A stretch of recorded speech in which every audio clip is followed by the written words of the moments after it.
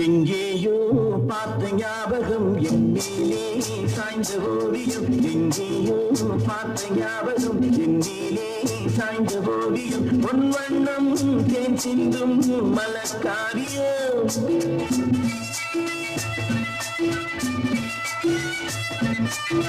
மலக்காரியம் எழில் ராணியின் இதழ் நாடகம். இதழ் நாடகம் தமிழ்காதலின் புகை கோபுரம். புகை கோபுரம் அகப்பாடலின் சுமை தாங்குமே. சுமை தாங்கியும் இமை மூடியும் சுகம் காணலாம். அசல் எவ்விடம் நகல் அவ்விடம். அழகென்பதே விஷமாகுமோ.